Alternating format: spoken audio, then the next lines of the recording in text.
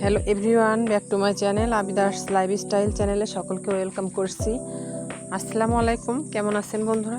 আশা করি আল্লাহর রহমতে খুবই ভালো আছেন। আমিও আলহামদুলিল্লাহ আমার পরিবার নিয়ে ভালো আছি।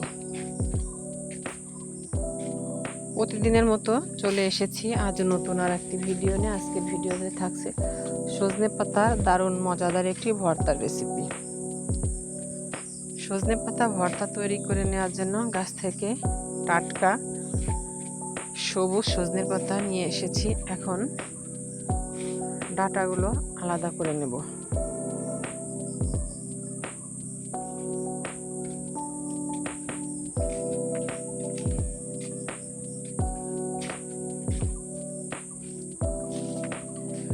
সজনে পাতায় পুষ্টিগুণে ভরপুর, কিন্তু অনেকেই সজনে পাতা আমাদের বাড়ির আঙিনায় পাওয়া যায় বা বাড়িতে থাকে বলে হেলাফেলা করে কিন্তু খায় না। কিন্তু এর যে কি গুণাগুণ এতে যে জানবে সেই কিন্তু সজনে পাতাটা খুবই পছন্দ করবে এবং ভর্তা বানিয়ে বা সবজি করে যে কোনোভাবেই কিন্তু খাবে। শরীরের ব্যথা থাকলে কিন্তু এই সজনে পাতা খেলে খুব সহজেই কিন্তু ব্যথা দূর হয়ে যায়। এই তো আমি ভর্তা করে নেওয়ার জন্য কিছু পাতা নিয়েছি। অবশ্য পাতাগুলো খুব ভালোভাবে দেখে নিতে হবে, অনেক সময় পাতার সঙ্গে কিন্তু পোকা লেগে থাকে। সজনে পাতাগুলো খুব ভালোভাবে ধুয়ে পরিষ্কার করে নিয়েছি। এখন একটি কড়াই চুলার মধ্যে বসিয়ে দিয়েছি। কড়াইটা একটু গরম হয়ে এলে দিয়ে দেব সরিষার তেল সামান্য পরিমাণে, যেহেতু অল্প পাতা নিয়েছি আমি।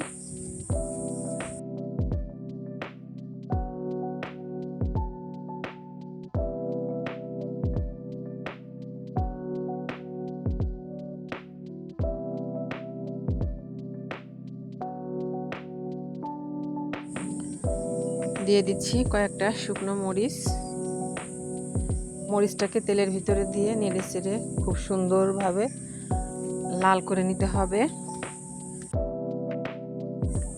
মরিচটা যখন লাল লাল হয়ে আসবে তখন দিয়ে দেব কিছুটা কালো জিরা এবং কিছুটা গোটা জিরা একসঙ্গে দিয়ে দিয়েছি।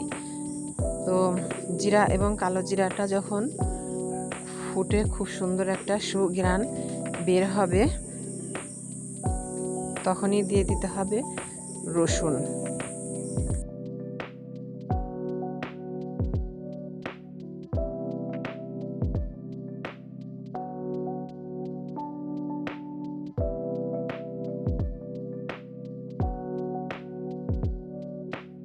কয়েকটা আস্ত রসুনের কোয়া দিয়ে দিয়েছি। এখন দিয়ে দেবো কিছুটা পেঁয়াজ কুচি। পেঁয়াজ রসুন ভালোভাবে খুব সুন্দর করে নেড়েচেড়ে কিছুক্ষণ ভেজে নেব।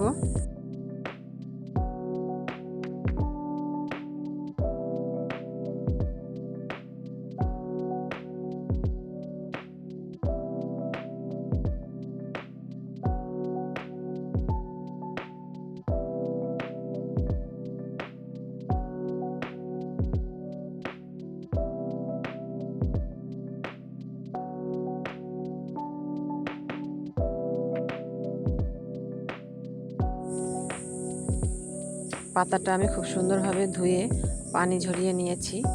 এখন সজনে পাতাগুলো দিয়ে দিচ্ছি এর ভিতরে।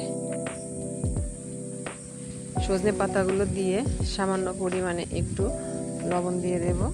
লবণটা অবশ্যই কম করে দিতে হবে, যেহেতু শাক চুলার উপরে দিলে কিন্তু অল্প হয়ে যাবে। তো এই তো সামান্য একটু লবণ দিয়ে একটু নেড়ে চেড়ে দিচ্ছি।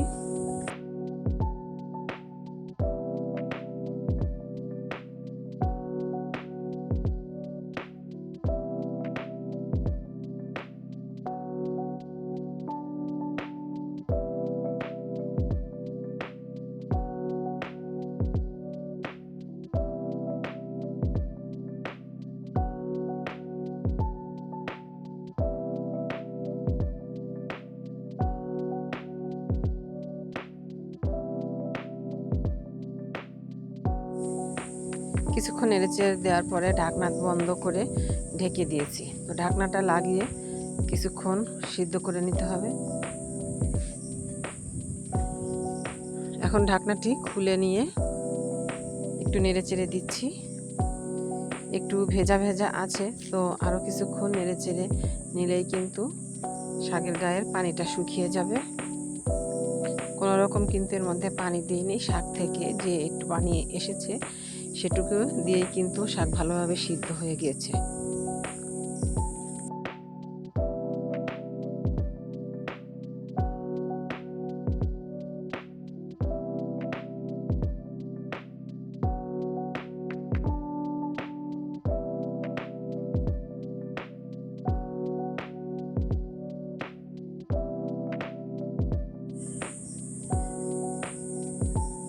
এখন শাকগুলো করার মধ্যে থেকে তুলে নিচ্ছি। আমি একটা শিলপাটাতে ভর্তাটা করে নেব। দুর্দান্ত স্বাদের এই ভর্তা অসম্ভব মজার, যেমন আর বানাতে কিন্তু একদম সহজ। তবে একটু ঝাল, পেঁয়াজ, রসুন বেশি করে দেওয়ার চেষ্টা করবেন যখন এই ভর্তাটা করবেন। এই ভর্তা কিন্তু খিচুড়ি বলেন, খুদের ভাত বলেন বা গরম ভাত, যে কোনো কিছুর সঙ্গে কিন্তু একদম মানানসই। আবার রুটি পরোটা দিয়েও কিন্তু এই ভর্তাটা খাওয়া যাবে। তো এই তো আমি পাটার মধ্যে সজনে পাতাটা নিয়ে নিয়েছি। এখন খুব সুন্দরভাবে এটাকে বেটে নেব।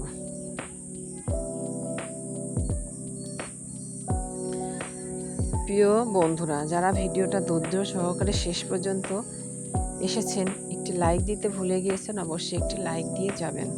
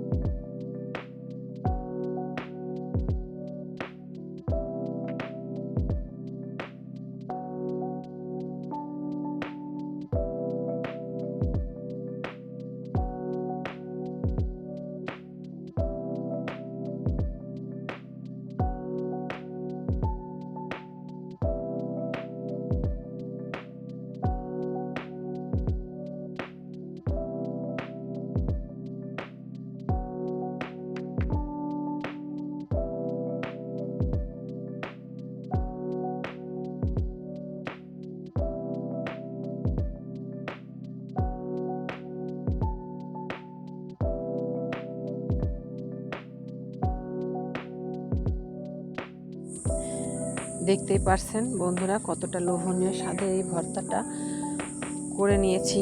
মাশাআল্লাহ, অনেক মজার হয়ে থাকে। আপনারাও কিন্তু বাসায় ট্রাই করবেন। তো আমি ভর্তাটা তুলে নিচ্ছি একটি সার্ভিং প্লেটে।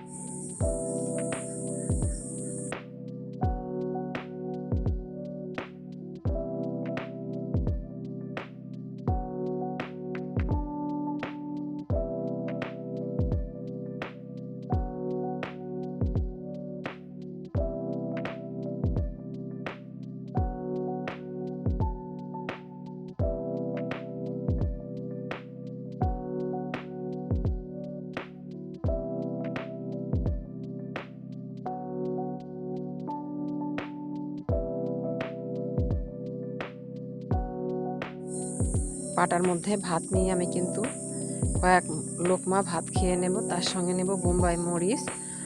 অসাধারণ তৃপ্তি সহকারে কিন্তু ভাত খেয়ে নিচ্ছি। বন্ধুরা, ভিডিওটা এই পর্যন্ত ছিল। দেখা হবে নেক্সট ভিডিওতে নতুন কোনো রেসিপি নিয়ে। সে পর্যন্ত সবাই ভালো থাকবেন, সুস্থ থাকবেন। আজকের মতো নিচ্ছি বিদায়। আল্লাহ হাফেজ।